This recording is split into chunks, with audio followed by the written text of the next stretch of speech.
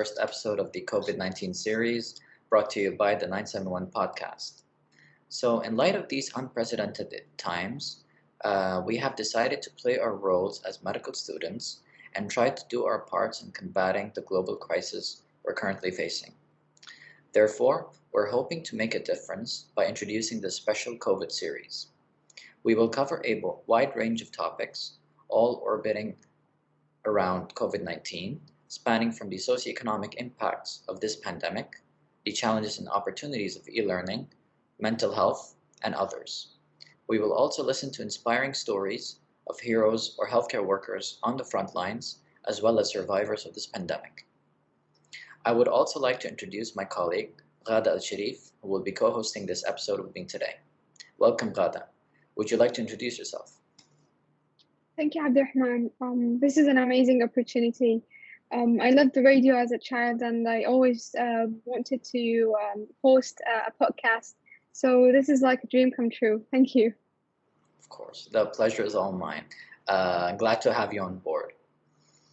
So in these times of distress, there's a lot of panic and paranoia in the air, and that's natural considering all these recent developments.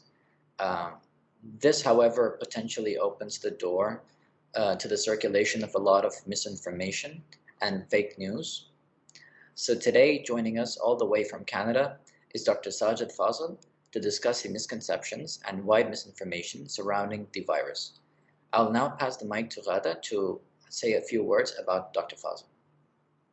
Yeah, Dr. Fazel is a healthcare researcher at the Alberta Health Services, where he conducts research on cancer prevention and COVID-19 misinformation.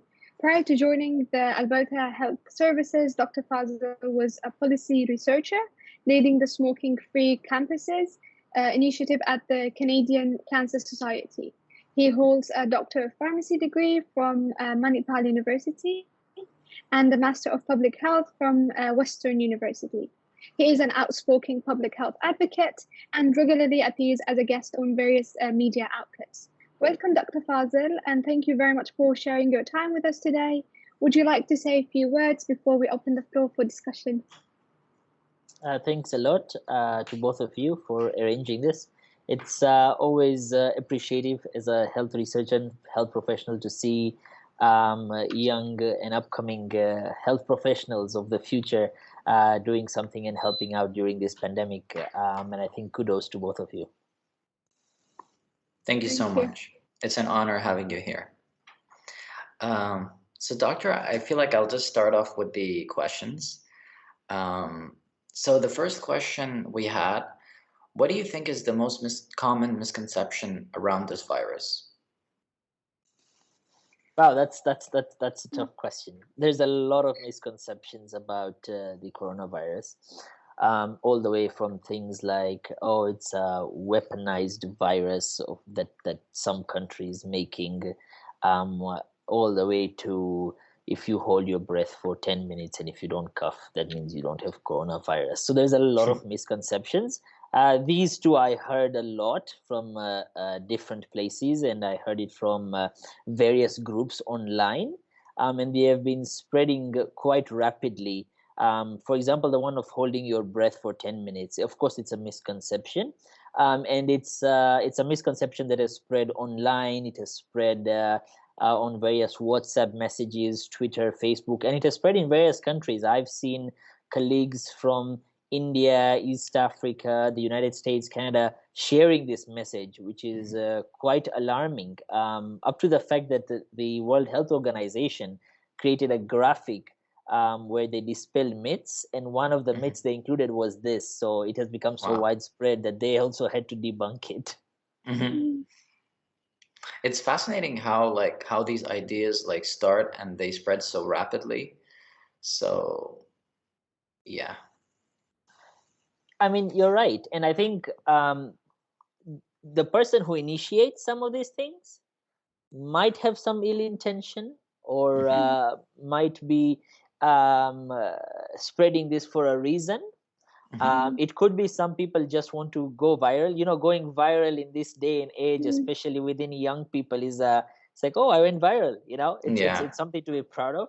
Apparently, And I think so somebody must be like, oh, let me share this and see how far it gets, just for the fun of it, not Yeah. realizing that of course a lot of people believe in it, and they feel and you're endangering their lives. The other thing also is that when a lot of people, the majority of the people, do not initiate this. Majority of them just share and they forward as received, right?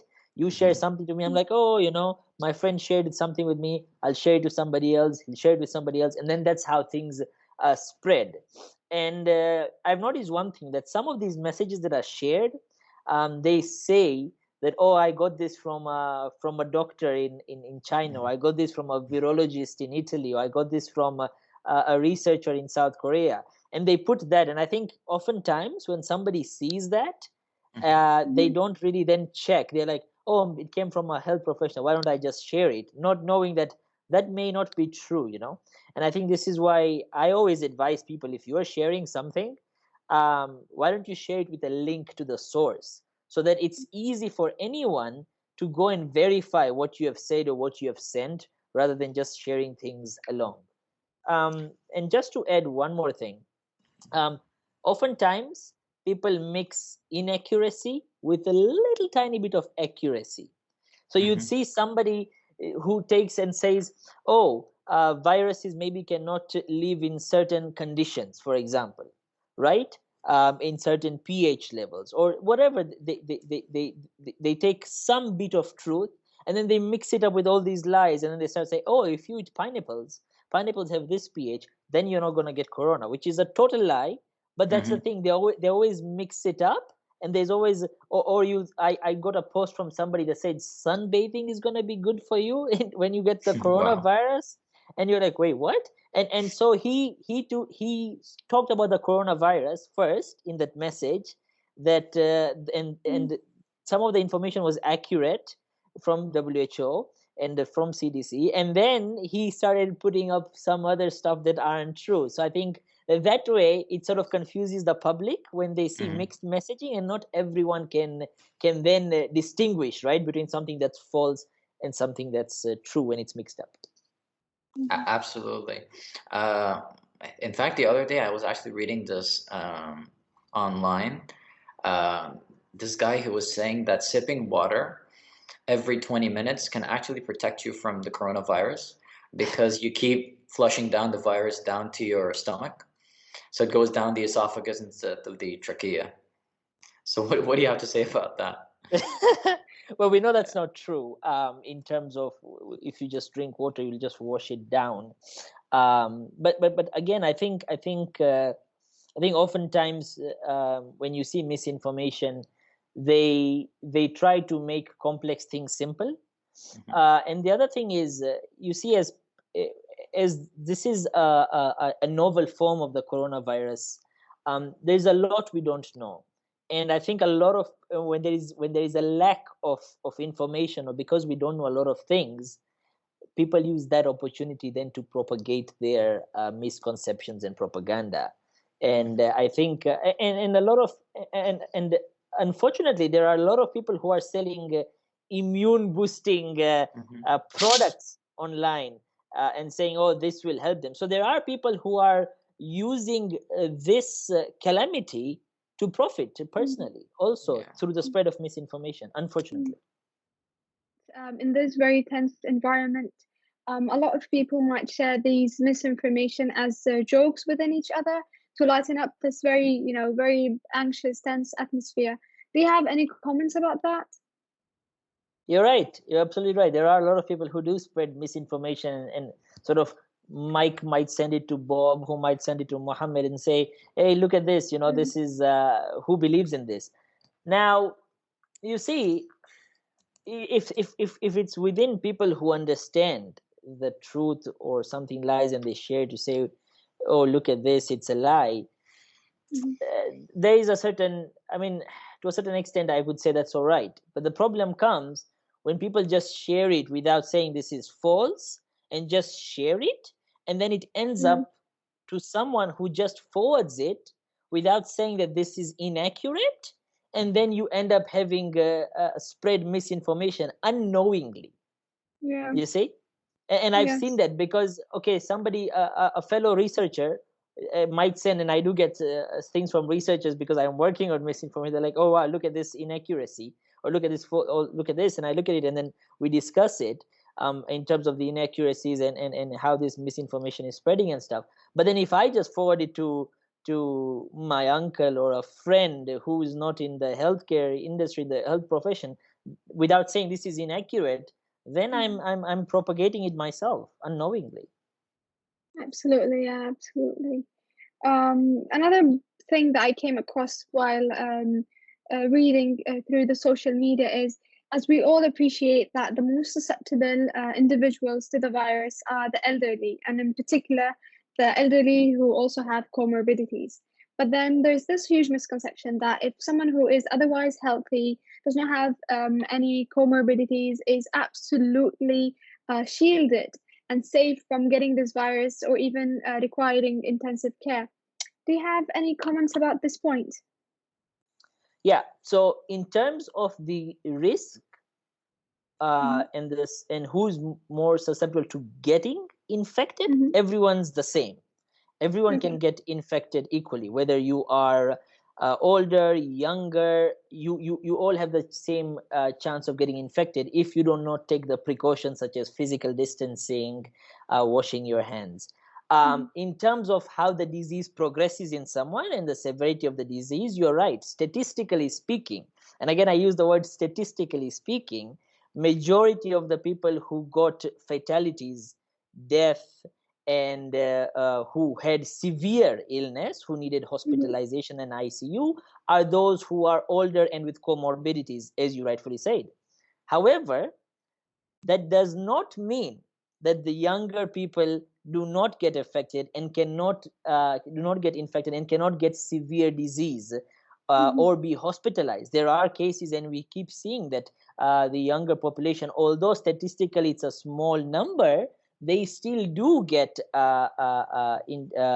severe illness. They can progress to severe illness and die as well. And so on. I think and you're right. Unfortunately, this statistic that those who progress to severe disease and die are more of the older population has caused young people to feel they are immune.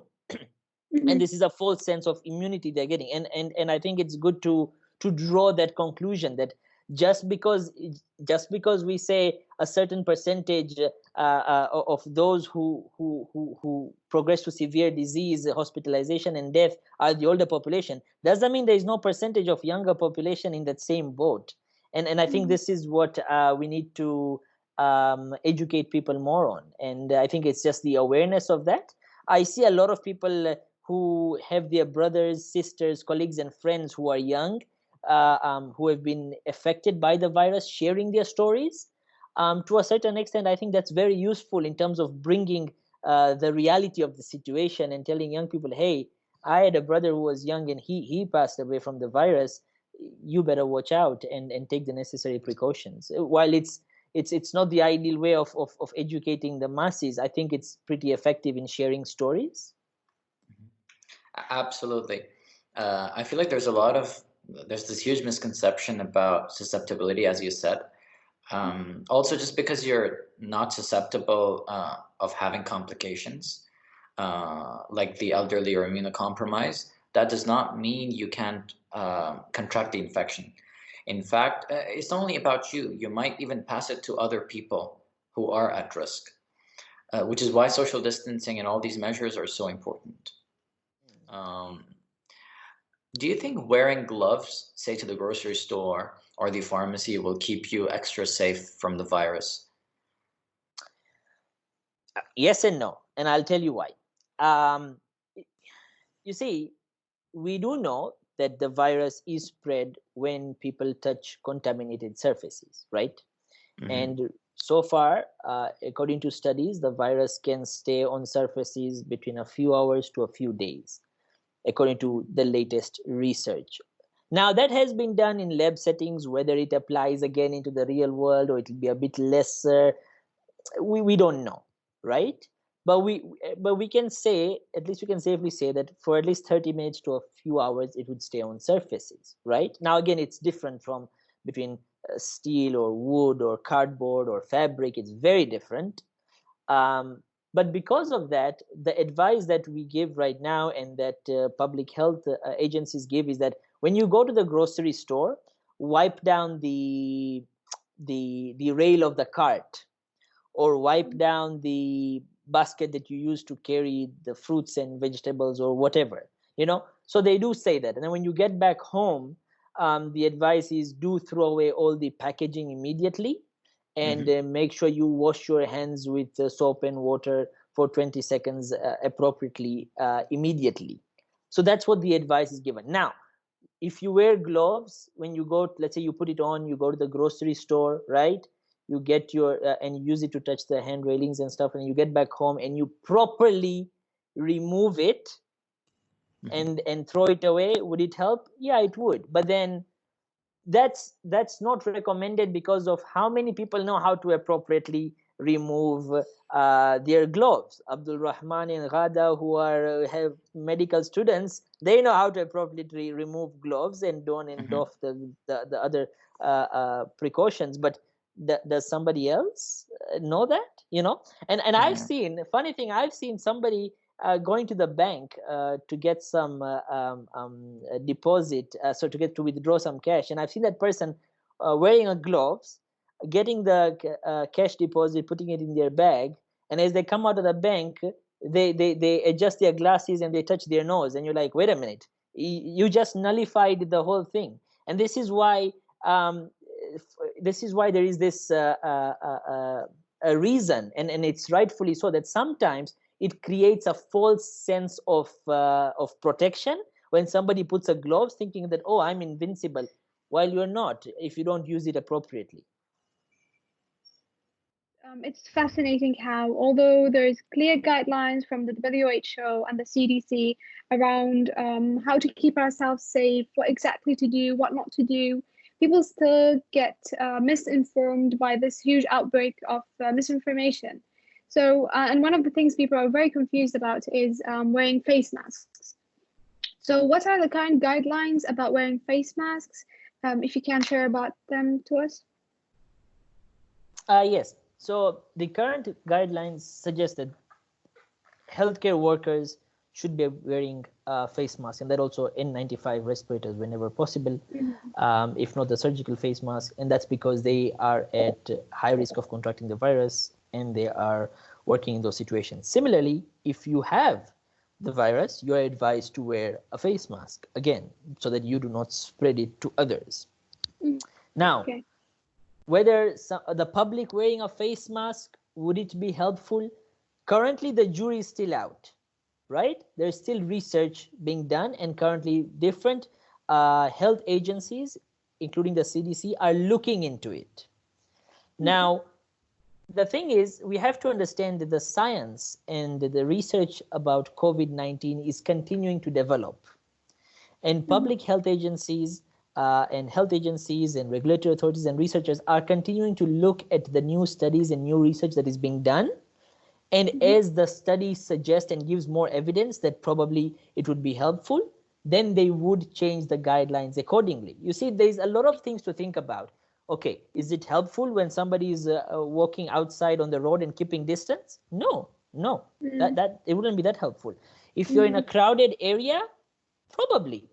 But again, the word I use is probably, because still there's research that comes. There are researchers who said yes, it would be effective, and there's research that says it wouldn't be effective. Now, and this is where I think the public needs to understand that when policies are made, they are made based on the best available evidence. At that particular point in time, what is the best available evidence? That's how policies are made. As research progresses, policies could change. But again, you do not create a policy based on one research. You have to see whether that research, what demographic that research was done on, What type of situations did that research take into consideration? Were there any confounding factors? What is the sample size of the research? Oh, I take only a couple of 10 people of my friends and say, okay, I'll do a research on them, or on any other topic, not COVID-19, any other research. Just take a 10 group of friends and we do research and we write a paper or something like that and say, oh, this is what we found. Is that actually valid for the entire population? So this is why I'm saying you cannot just take one study and say, oh, this study has proven, oh, masks are good, or this study has proven, oh, chloroquine is useful for treating the virus. Well, have you looked at it on a population level? And I'm not saying that we need to wait all the way till we get all the results and stuff. But obviously, it's important to look at all the research, to look at all the evidence, to look at contrasting evidence, and then make an informed decision. And this is what public health agencies and health authorities are doing. And I think this is something very important for the public to understand. Health authorities and public health agencies do not have any, do not gain anything from making people not take precautions, right? Everyone wants an end to the COVID-19 pandemic. Everyone wants to go back to regular life. It's just that you have to make sure when you make a policy or a guideline or a suggestion, it is something that is useful, it is something that is beneficial, and it is something that doesn't have any side effects. For example, in the case of chloroquine, yes, we know it is a medication that is well studied and well known, but whether it actually helps in COVID-19, it has to be studied more in depth. Definitely. I feel like that's a very important point you raised. It's always crucial to realize that all these evidence-based guidelines, they're based upon the most available current research. And COVID-19 is still something that's rapidly evolving and developing.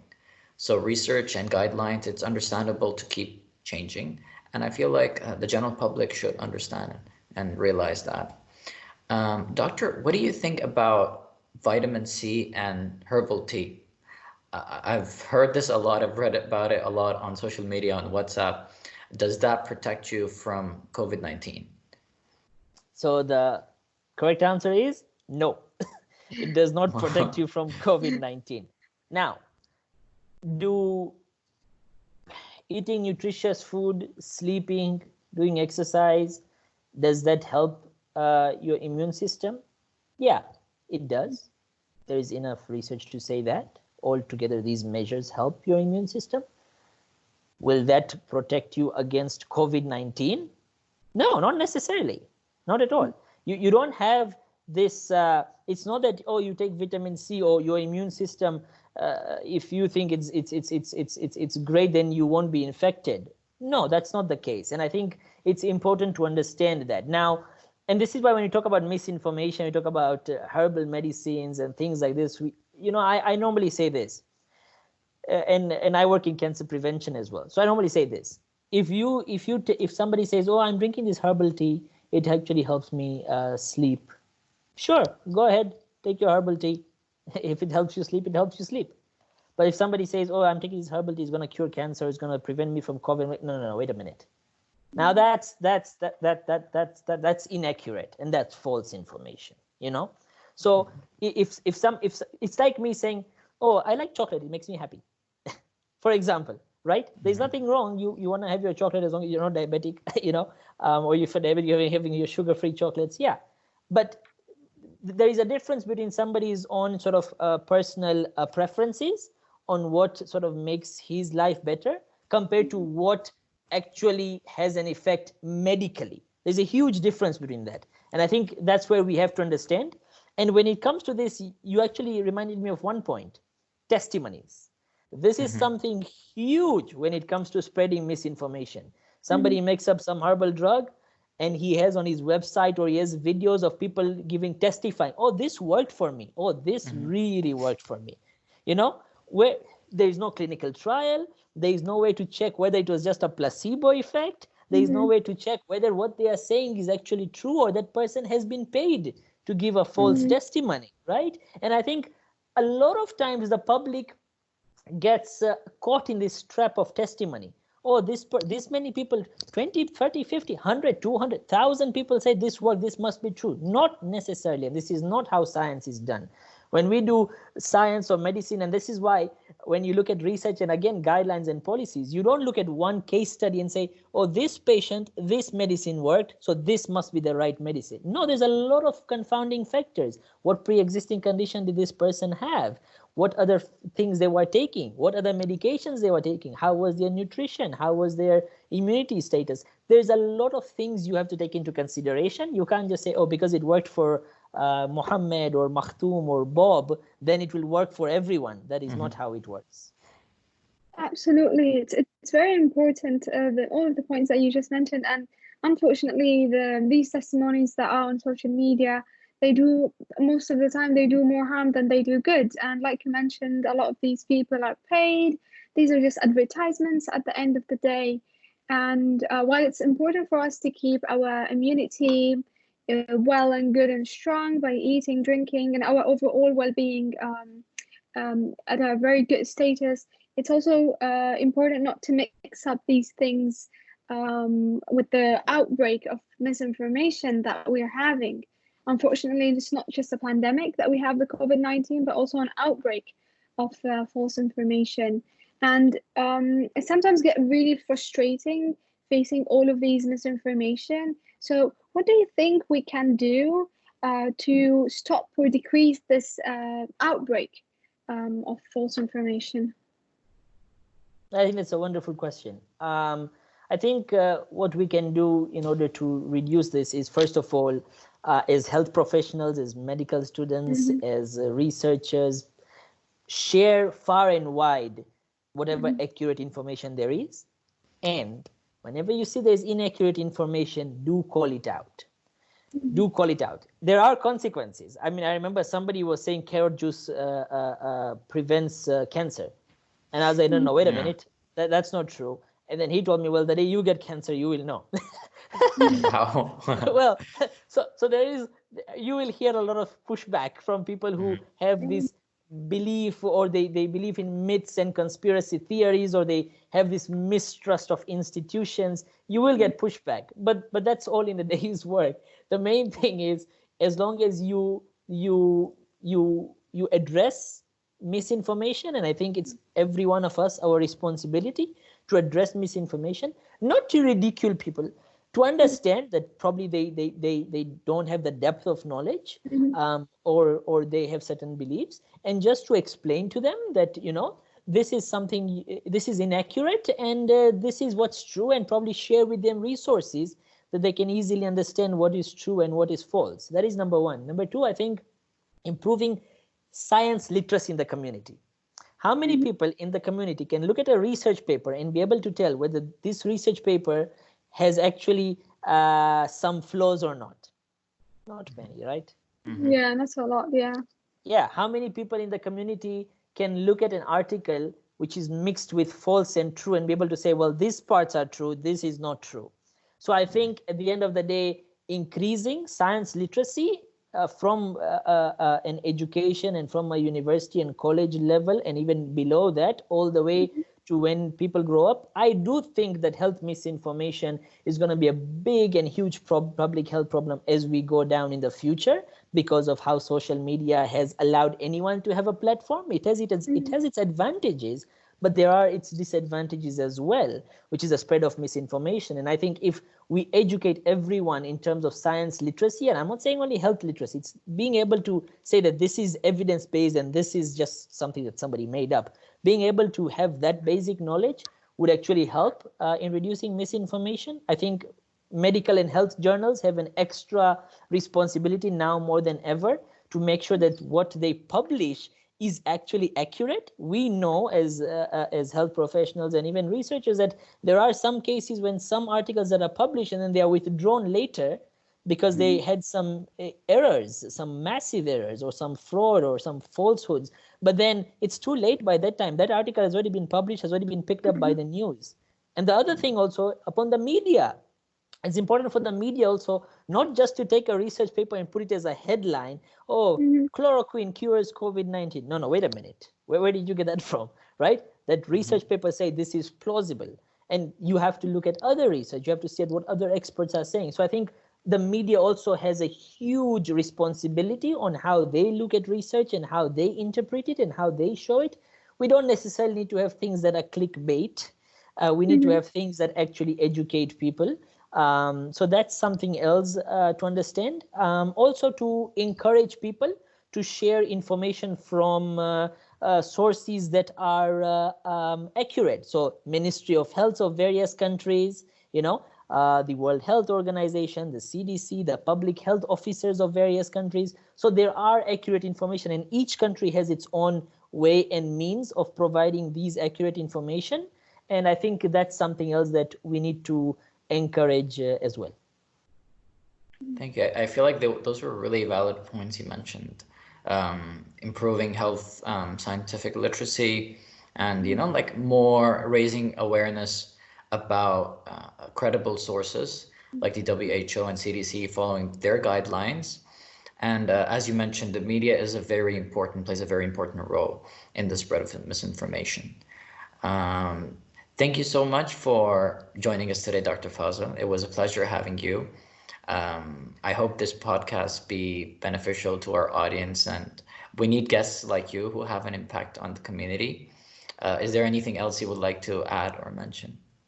I just want to say thanks a lot for this initiative. I think it's a great initiative for your audience and other people who'd be watching it. And I think at the end of the day, we all need to be careful on what we share. And I think there is nothing more important than that, especially during this pandemic. Thank you so much. Thank you very much, Doctor. Thank you.